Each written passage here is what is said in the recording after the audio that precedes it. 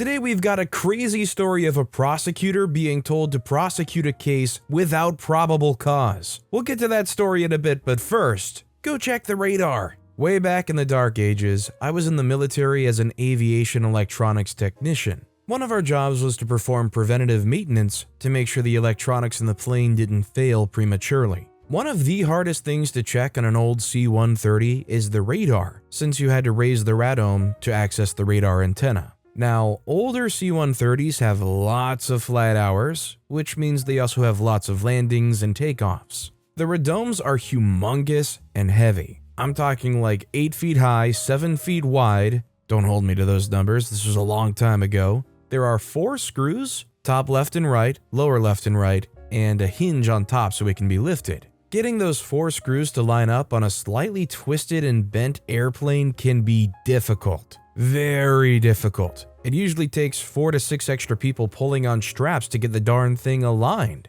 Also, in my service, there's usually a friendly rivalry between the electronics types, tweets, and the mechanics, nose pickers, and metalsmiths. I say usually, but at my new air station, it was well beyond the friendly stage, to the point that the metalsmiths and nose pickers wouldn't even acknowledge the tweets, and vice versa. I had just checked in from a heavy maintenance overhaul facility and was placed on night check, the 4 midnight shift. This is the shift where most preventative maintenance is performed. I replaced the 2 tweets who had previously been assigned to night check. Once I started working the shift, I quickly found out a couple things. First, these 2 were either lazy or had everybody buffaloed. The workload that had been previously assigned to both of them, I was able to accomplish in about half a shift. So I started asking for more work. The other thing I found out was they were the epitome of tweets that couldn't stand the mechs. I was not a fan of that game, and quickly became friends with mechs by helping them when they were shorthanded for major jobs. All of the tweets versus mechs BS stopped the night the night chief came out and saw me up on a check stand, on my hands and knees holding the weight of an aileron, another very big piece that forms most of the backside of the wing. It's used to turn the plane when it turns in the air. The chief bellowed, "Who's the new guy on the check stand?" They say, "That's the new tweet we've been telling you about." He says, "Well, don't let him screw anything up." That's about as close to a "thank you for helping" or "okay, he's accepted" as it came with that guy. But I never had a problem with the mechs again on night check. When I asked for more work, it began. The 2 previously assigned guys started rumors that I was doing shoddy work, and even worse, pencil whipping my work, signing it off but not performing the work. The chief in charge of assigning my work caught wind of it and decided to perform a test to settle the rumors once and for all. He assigned me to performing radar PM. Okay, not a problem. I completed it, signed off the paperwork, and completed my shift. The next day, I was met by my chief and several other people, including the 2 smirking tweets that were assigned to night check. I was accused of not possibly being able to complete the radar card since I didn't ask for extra bodies to close the radome. The malicious compliance, I'd also heard the rumors that I'd been pencil whipping my work and knew immediately what the chief was up to with the radar PM. And I wanted to make those 2 idiots look like dummies, so I just took the assigned work with a smile. Then I went to the night check chief and told him I had to crack the radome tonight and asked for some help. He said no problem. Saying that radome was a witch is an understatement. It took us most of the night, and me buying the beers after work to get it done, but it was way worth it. The fallout, back to the next day, after being outright accused of pencil whipping, I innocently asked what the chief was talking about, asking for bodies to help me. They work day shift.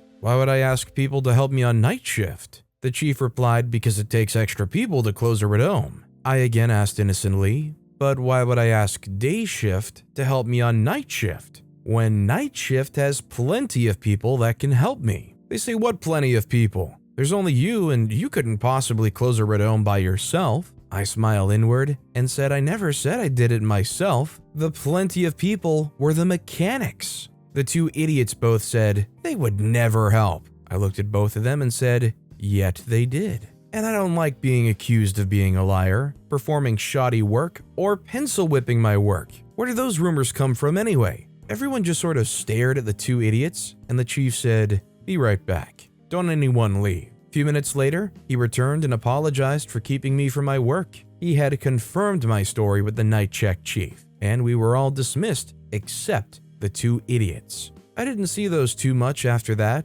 but that was a fun tour of duty for me. So am I to understand that because those 2 idiots were idiots, that's probably why the mechs were not wanting to do anything with them? Also, hi, I'm Steven, and if you enjoy awesome stories of malicious compliance, why not hit that subscribe button down below? That said, our next story is, enjoy the game, Karen. This happened around 2013 or so. I had a part-time gig as event staff for a local university.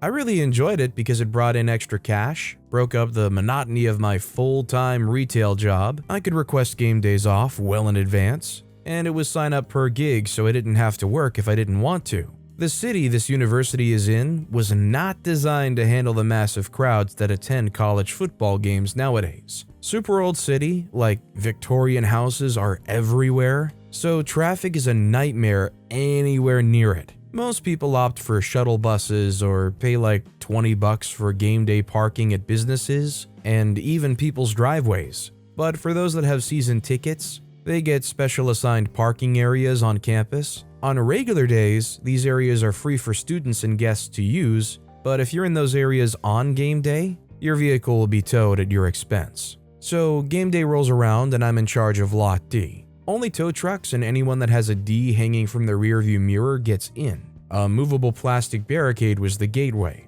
As always, traffic on campus becomes bumper to bumper as fans inch their way to their assigned lots. So slow, in fact, that I can easily help point people in the right direction if they're lost. I kept a notepad and a map with me so I could jot down left, straight, left, right for them without ever leaving my post. So everything's going smoothly. People are frazzled by the traffic, but very polite when talking to me throughout the day. I had just let a vehicle in and was moving the barricade back in place when a new, very ritzy white SUV whips in, preventing me from fully closing the entrance. I immediately noticed that their mirror sign thingy didn't say D, but instead said Brad Pad. I walk to the driver's side window and see a young college-aged man with a "I'm so done with this crap" look on his face. In the back middle seat was his very annoyed father, and the passenger seat was occupied by his very pissed-looking mother. I said, "Hi, y'all folks need some help?" The dad says, "Yeah, we can park here, right?"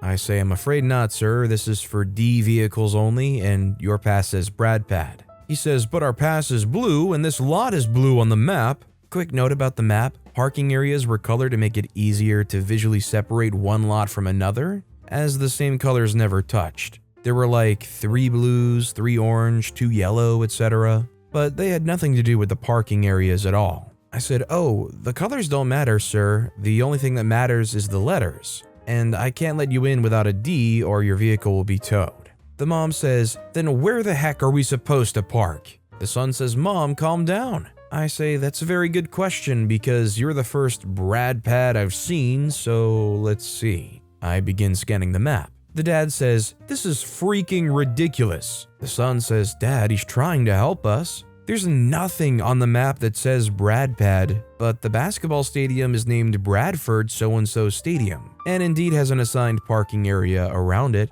No letter, just gray parking area. So I make an educated guess that that's where they are to park. The problem is, it's on the other side of campus, in the opposite direction they came from. I said, "I believe you guys are supposed to be at the basketball stadium back that way. I'm not 100% sure, but that's your best bet." The son rested his head on the steering wheel in utter exasperation. The dad said, "The basketball stadium's in the gray, and our pass is blue." I said, "Sir, the colors don't matter. I have no idea why the university thought the colors were a good idea, but all that matters is what your pass says, not what color it is." The mom screaming at me says, "No, our pass is blue and that means we can park anywhere that's blue. So let us in now because you are wrong." The son snaps his head up and looks at mom and says, "Mom, shut the freak up." She didn't acknowledge her son's outburst and just kept staring at me with a glare that could melt porcelain. I've dealt with rude customers before, but I've never been yelled at like that before. I was stunned. After about 5 seconds that felt like an eternity, the words just flowed out of me. "Ugh, okay, go on in." I said this in a very "okay, but you'll be sorry" tone. The mom says, "See, that's better." Now, what I meant to do was watch where they parked, so I could wave over the son and tell him to get his parents into the stadium and come back to move the SUV because none of this was his fault at all. Poor guy just wanted to enjoy a nice game of football with his loved ones. However, at that moment, people that actually belonged in Lot D started arriving in rapid succession, and I had a job to do. I also didn't see where they parked. Sure enough, about 45 minutes later, a guy in a university golf cart pulls into the lot and starts walking around cars. 30 minutes after that, 3 tow trucks come rolling in, each with different company names on them. 2 student cars were removed, as well as a new, ritzy, white SUV. I watched as they towed it down the street,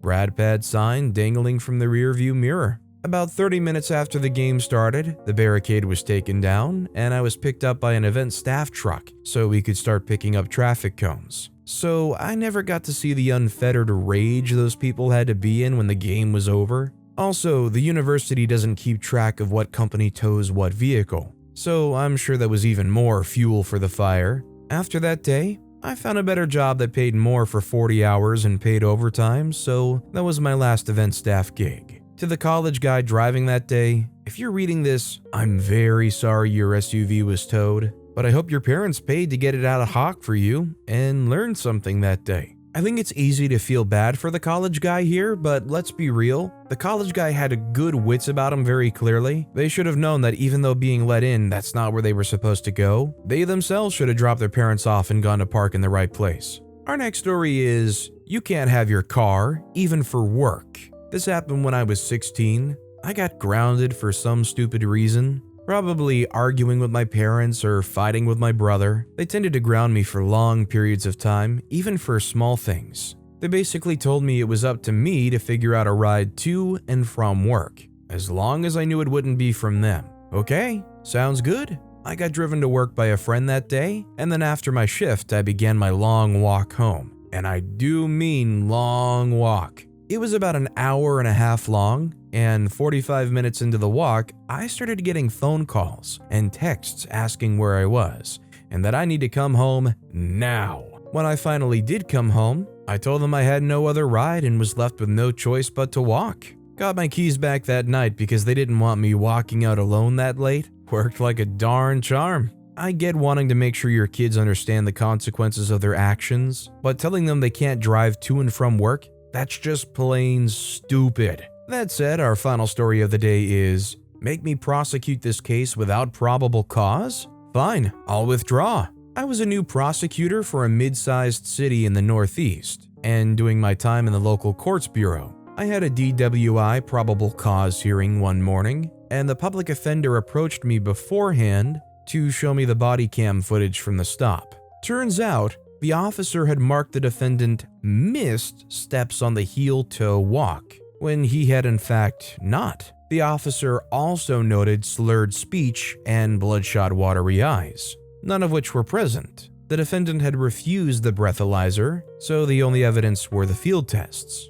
I called my supervising attorney, relayed the same, requesting to dismiss the charge. Instead, I was instructed to prosecute anyways based on the officer's report of smelling alcohol and poor driving beforehand, crossed the center line. So we go to hearing, and the officer's testimony is a disaster. When confronted with the cam footage on cross, he crumbles and it's clear he wasn't actually watching the guy during the tests. He couldn't remember for sure whether he actually smelled the alcohol, only that if it's in his report, I must have smelled it, or words to that effect. I asked for recess and called higher, again, rebuffed and forced to proceed. This time, however, I recalled a special provision in the attorney ethics rules. A prosecutor can't prosecute a case if they subjectively believe there isn't probable cause that the offense occurred. Back on the record, I cited the officer's poor testimony, inconsistent records, lack of a breathalyzer, and otherwise fully compliant field side tests, and promptly withdrew personally but not as a representative of the district attorney's office. I called my supervisor, relayed the same, citing the exact subparagraph of the ethics rules, and waited for her to have to drive 30 plus minutes out to the local court to continue with the hearing. The court dismissed the case before she got there, Ended up getting fired a few weeks later, but that's another tale. At least there's some prosecutor out here that has a heart. It's actually insane how the district attorney's office was trying to force OP to prosecute something where there was no proof, and in fact it showed without a doubt that the person wasn't guilty. But with that being said, that's all the time we have for today. Now, if you want to hear another absolutely awesome story of malicious compliance, check out that video on the left. Or if you missed my latest video, check out that video on the right. That said, I'll see you all next time with some more stories.